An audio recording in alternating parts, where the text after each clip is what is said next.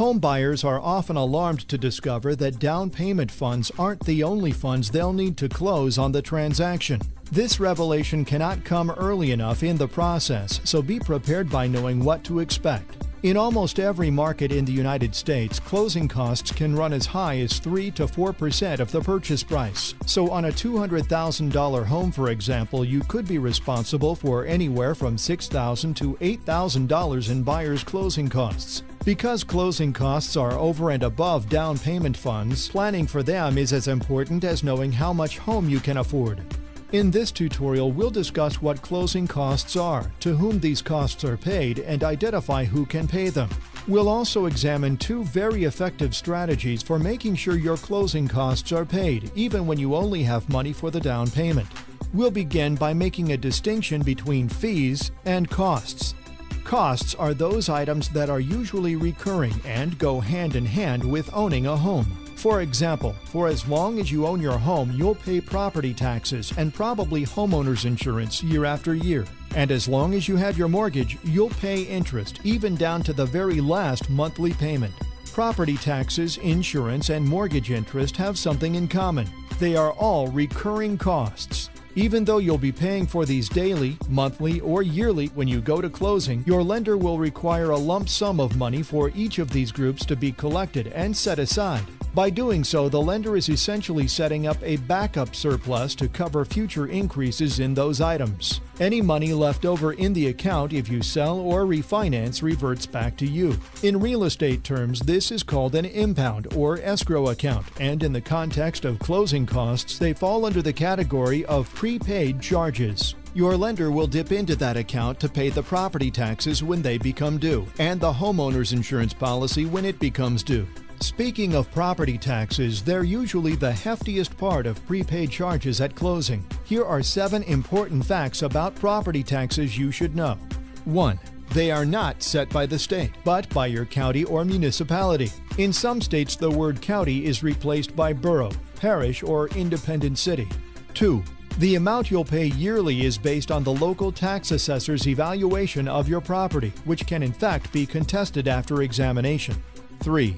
Your property taxes pay for public services such as police protection, fire protection, the maintenance and building of roads, schools, and so on. 4. Your property taxes can increase or decrease after you purchase your home. If your assessed value or the cost of public services increase, your tax bill will increase also. If, for example, the area surrounding your home later becomes a floodplain, your value may drop, thus decreasing your tax bill. 5. Just about every state government imposes restrictions on how much your county can raise property taxes from year to year. In California, for example, the annual amount can't increase by more than 2% until resale. 6. Your annual property taxes will be based on a pre-existing tax rate, also known as a millage rate, and may include special assessments. The millage rate is the amount per $1,000 of property value used to calculate taxes. As an example, a tax rate of 1.2% for a $100,000 property would yield an annual tax of $1,200. This means a monthly amount of $100, and so if your lender was to require 6 months' worth to be impounded, $600 would be needed at closing. 7. In some states, there are ways to significantly reduce the property tax burden. For example, in 22 states, disabled or elderly homeowners can defer their tax payments until their death or the resale of their home. And in 29 states, homestead exemptions reduce the portion of the assessed value that's taxable. We've touched on insurance and property taxes, and as we continue talking about recurring costs, let's look at how prepaid interest works. Keep in mind that you owe the lender interest on the money you borrowed from the day the loan funds. Say your loan funded on March 20th.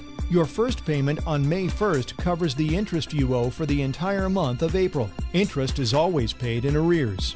If your loan funded on August 13th, your first payment on October 1st covers the interest for the entire month of September. Using the last example, how and when would you pay interest for the 19 remaining days in the month of August, including the day the loan funded?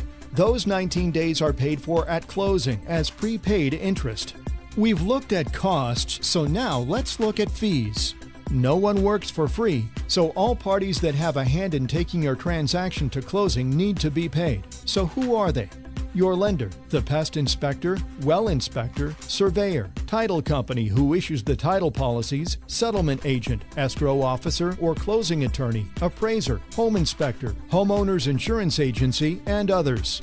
In some cases, there will also be HOA transfer charges. For the most part, these fees are negotiable or can be shopped. However, there's another set of fees that are not.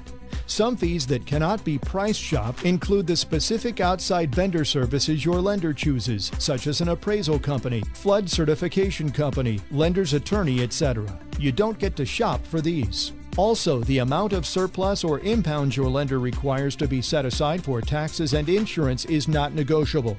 The most common non-negotiable charges are those that are government-related, such as tax transfer, document stamps, recording charges, and so on. We are not going to examine each and every type of cost, and remember that the work for which a settlement agent or closing attorney charges fees is covered in a separate tutorial. We must, however, examine lender charges because they can be difficult to comprehend and are typically negotiable. Lenders have a variety of fees. For example, origination fee, processing fee, wire fee, tax service fee, administration fee, flood certification fee, discount points, underwriting fee, doc preparation fee, and more. Despite these different labels, however, regulation forces lenders to lump everything onto one line and call it an origination charge. The origination charge is not the same as the usual origination fee, which we'll discuss shortly, but does include it. When you go to closing, you'll see a legal-sized document known as the HUD-1, or settlement statement.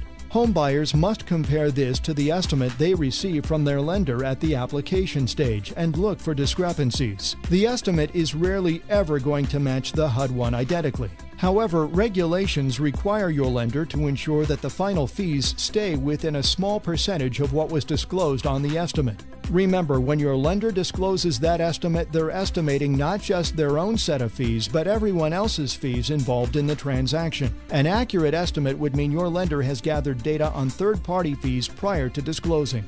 That component of fees which belongs to the lender, known as the origination charge, cannot increase after initial disclosure, except with special exceptions known as a changed circumstance. These may include costs involved with an interest rate buy-down, locking or relocking an interest rate, or a change proportionate to an increase in the loan amount. Lender fees are negotiable. Most lenders charge a 1% origination fee equal to 1% of the loan amount, plus their area of fees mentioned earlier. All of this lumped together is known as the origination charge. When comparing loan estimates, look at the differences in the origination charge amongst different lenders. And when you go to closing, make sure the origination charge has not increased compared to the most recent estimate you received. Before we look at other types of fees, it's important for you to know that all lenders, whether bankers or brokers, have the ability to raise the interest rate slightly to enable them, from the additional revenue they make, to cover a portion of your closing costs. For buyers who don't have a lot of cash to work with, it can be a very sensible strategy to take on a slightly higher interest rate because doing so essentially means they're spreading out the out-of-pocket expense rather than bringing it all in at closing. Because closing costs can run into the several thousands of dollars, often buyers can't make the numbers work. If your inability to come up with enough money for closing costs keeps you from getting into a home, you need to weigh the benefits of taking on a slightly higher interest rate in order to close the gap. Check with your lender and see if the corresponding monthly payment increase makes sense for you. Also, keep in mind that the slightly higher payment doesn't have to be permanent. FHA, VA, and USDA financing all offer streamlined refinances without appraisal and with very lean qualifying requirements just a few months after your home purchase, so you may readily drop your rate and payment if market conditions are favorable. Consider this real-life scenario. Vincent and Karen have $7,500 for the required down payment on a conventional loan and are pre-approved for a $150,000 home at an interest rate of 5.75%, which makes their monthly principal and interest payment $831.59. Their agent, Hector, holds a counteroffer on the home they wish to buy, indicating the seller will only contribute $3,000 toward their closing costs. However, the estimate from the lender shows a total of $4,800 will be needed for closing costs. Vincent and Karen love the house and want to make the numbers work, but just don't have the additional $1,800. They explore their options with their lender and are thrilled to find out their lender can raise their interest rate to 6%, which changes their payment by $23 a month to provide a lender credit for the much-needed $1,800. Vincent and Karen gladly accept the counteroffer and open escrow. Another strategy that agents and buyers often use to solve the closing cost problem is to raise the purchase price to cover them. Say the asking price of a home is $250,000 and you offer $257,000, asking the seller to contribute $7,000 towards your closing costs. Two dynamics are at work here.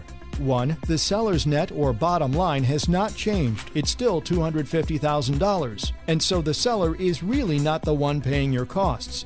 Two, it's your loan that absorbs the increased expense because your lender's financing amount is a percentage of the purchase price. And if the purchase price has increased, then so has your loan amount. The excess funded amount goes to the seller and is credited right back on your behalf for closing costs. This tactic would backfire if the appraiser can't value the house at the higher price of $257,000. Keep in mind that lenders base their loan on the lower of purchase price versus appraised value, except in the case of USDA financing. You've seen a couple of ways that cash-poor homebuyers can outsmart the closing cost challenge. There are, in fact, at least 3 sources by which your closing costs can be covered. The first is the seller, as we just saw. The seller can always pay your closing costs, subject to restrictions laid down by your lender and market conditions. Some costs are customarily paid by the seller regardless. For example, the cost of the buyer's title policy, known as the owner's policy, and certain taxes having to do with the transfer of property. Real estate agents would concur that, in general, asking the seller to contribute 3% of the purchase price towards your closing costs is not unusual or uncommon. However, depending on market conditions in your community, anything in excess of 3% may pose a challenge in getting the seller to accept your offer over another buyer's. Motivated sellers might gladly make higher closing cost contributions, but in a seller's market, simply asking the seller to pay any closing costs may endanger the success of your purchase offer because other offers don't ask for any.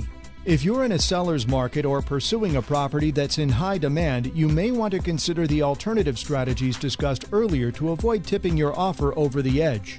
With VA loans, the veteran buyer is prohibited from paying certain costs. Therefore, it's more common for the seller to pitch in. With USDA loans, if an appraisal comes in higher than the purchase price, unlike with FHA, VA, and conventional, the lender can base their financing on the higher of the two, and this provides additional funds available for buyers' closing costs. Other than the seller, who else can pay your closing costs? Your lender can, by offering a lender credit, as we've already discussed, and thirdly, down payment assistance programs, commonly known as DPAs, funded by governments at city, county, state, and federal level. There are hundreds of such programs nationwide, and they're also known as grant programs. The words down payment assistance can be misleading because the funds provided by these programs can typically be used not just for down payment, but also for buyers' closing costs. Check with your lender and in your community for the availability of such programs and for any restrictions that apply. Here are 5 common features of DPAs. 1. They usually carry income limitations. For example, many of them are only available if your income is no more than 120% of the HUD median income for your area. 2. They are usually seasonal. Funds available in March may not be in October because of the demand placed on them by homebuyers. Check with the source for availability. 3. Some have geographic restrictions for the property being purchased. For example, in Riverside County, California, a recent program sought to attract buyers for unincorporated county areas, but those same funds were not made available for buyers looking to purchase within the city limits. 4. Some are loans, not grants. This means sooner or later you'll need to pay the money back. For example, in California, the Access program recently offered homebuyers who qualified for FHA financing a secondary loan for 3% of the purchase price, repayable over 15 years. The entire 3% could be used for closing costs. 5. Not all lenders work with DPAs, and not all types of mortgage loans accept them as a source of down payment or closing cost funds. DPAs are more readily accepted by FHA, VA, and USDA financing, but can pose obstacles to obtaining conventional financing. To summarize, even though closing costs are an unwelcome part of buying a home, you can and should be prepared for them. Understand the options for reducing the burden they cause and make educated decisions that maximize your chances of success with your purchase offer. Thank you for watching, and be sure to contact the featured real estate professional who provided you with this informative video tutorial.